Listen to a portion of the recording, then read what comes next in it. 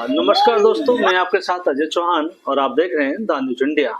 बता दें कि लगातार जिस तरह से आशा बहू हैं जो गांव ग्रामीण में लगातार जच्चा बच्चा से लेकर सर्वे तक, यानी कि ऐसा कोई काम नहीं है जो उनको नहीं दिया जाता है।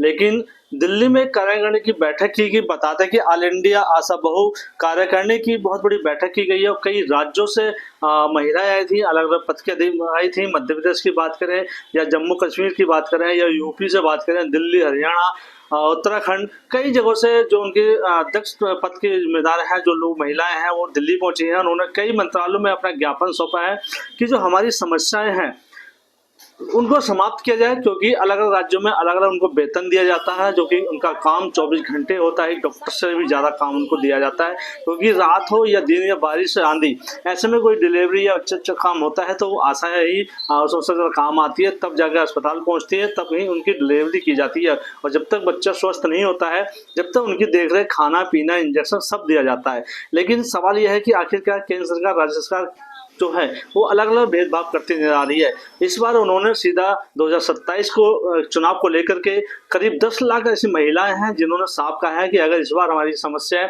समाप्त नहीं की गई और नहीं मानी गई तो 2027 में कहीं न कहीं केंद्र सरकार, जब सरकार कोई भी आती है तो उसको सबक सिखाने की तैयारी की जा रही है।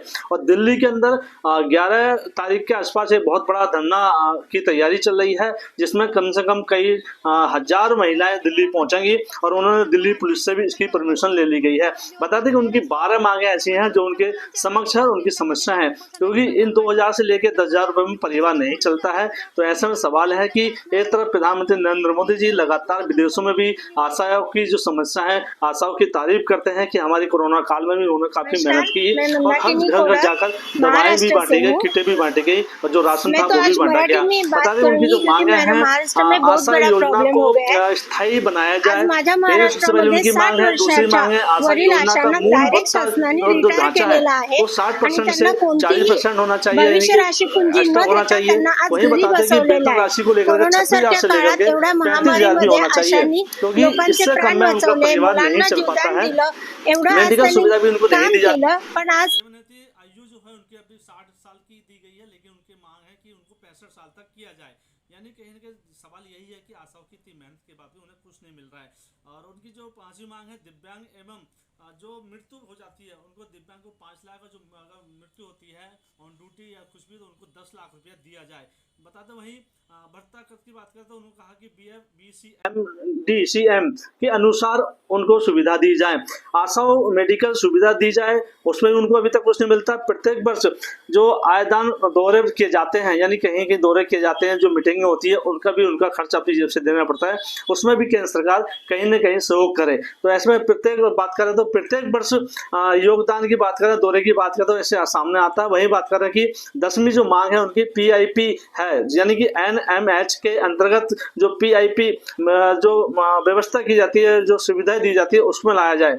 वहीं बात करें 11 की बात, तो आशा बहू का मानदेय काफी पुराना हो चुका है, यानी कि काफी समय से वो कई 1,000 रुपए था, कहीं 2,000 था, कहीं 5,000 था, तो आप इस समय से काफी वहीं पर अटका हुआ है। तो उनकी सीधी सीधी मांग है कि अगर केंद्र सरकार हमारी ये मांगे इस बार नहीं करती है तो कहीं न कहीं 2027 में बहुत बड़ा बीजेपी को इसमें नुकसान उठाना पड़ेगा। एक तरफ बीजेपी तारीफ करती है तो एक तरफ उनका परिवार कहीं न कहीं डूबता जाता है। मेडिकल सुविधा नहीं मिलती, तो ये उनकी खास मुख्य मांगें थी। अब देखना ये होगा क्या है। उनके जो ज्ञापन दिए थे, उन्होंने अलग अलग PMO में ज्ञापन दे रखा है, स्वास्थ्य मंत्रालय में अपना ज्ञापन दे रखा है अपनी मांगों को लेकर। और बात करें वही बाल विकास जो मंत्रालय, वहाँ भी उन्होंने अपना ज्ञापन दे चुका है कि हमारी समस्या सुनी जाए।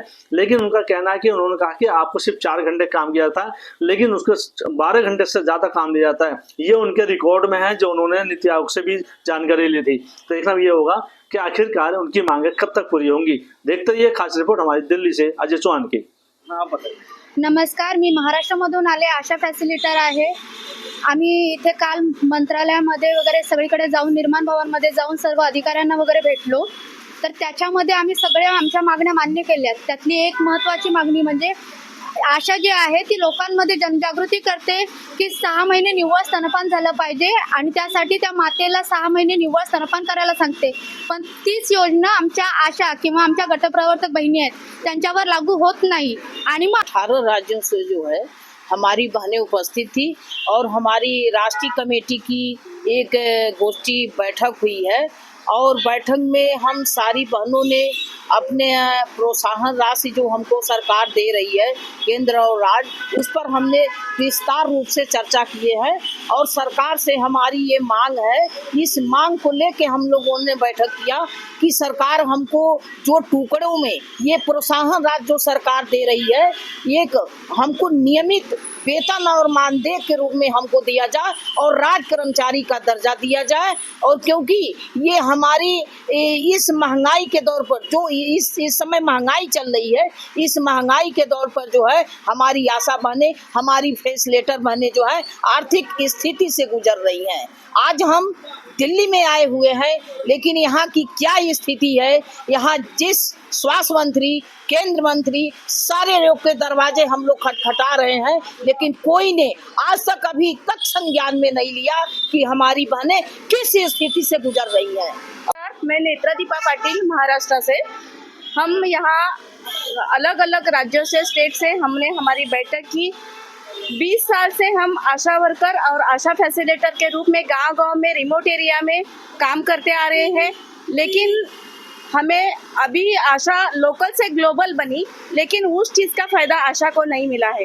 आशा को कोई निश्चित मानदेय नहीं मिलता है और उसको हमारी मांग है कि उसको 26,000 निश्चित मानदेय मिले, क्योंकि सरकार को लगता है हमारा वर्क जो है वो 4 घंटे है, लेकिन नहीं है। 24 आवर हमें एक्शन मोड में रहना पड़ता है, क्योंकि सर्वेक्षण है, बच्चों का टीकाकरण है, प्रसूति प्रेग्नेंट वुमन को हॉस्पिटल में लेकर जाना है, तो वो हमें सारी चीज़ों को जोड़कर हमारा जो काम है 8 से 10 घंटों से ज़्यादा हो रहा है।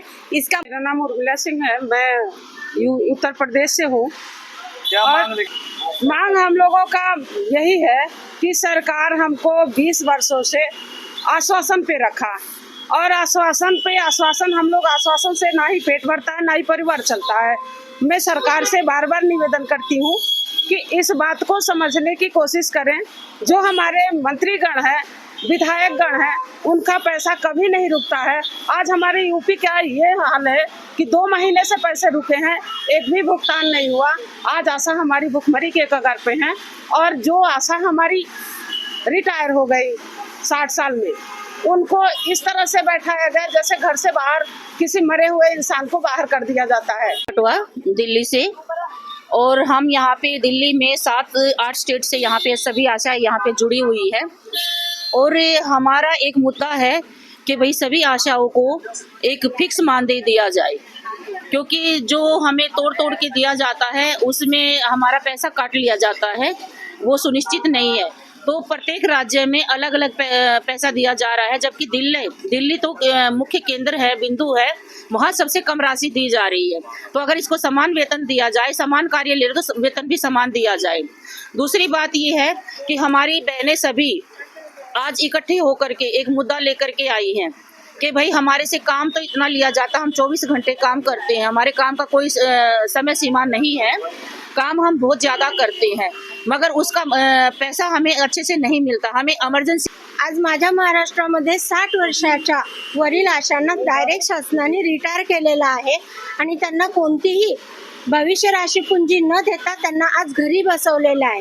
कोरोनासारख्या काळात एवढ्या महामारीमध्ये आशांनी लोकांचे प्राण वाचवले, मुलांना जीवदान दिलं, एवढं आज त्यांनी काम केलं, पण आज त्यांना सरकारने सरळ सांगितलंय तुम्ही 60 वर्ष पूर्ण झालेले आणि घरात बसा, तुम्हाला काहीही मिळणार नाही।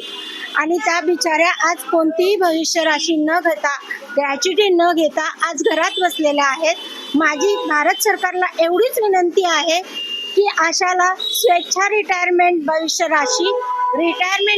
राशी, अपघाती विमा आणि मृत्यू पश्चात परिवाराला विमा व आशाचा मृत्यू पश्चात अनुकंपाखाली आशाच्या घरातील म्हणजे परिवारातील एका व्यक्तीला शासकीय नोकरी मिळालीच पाहिजे।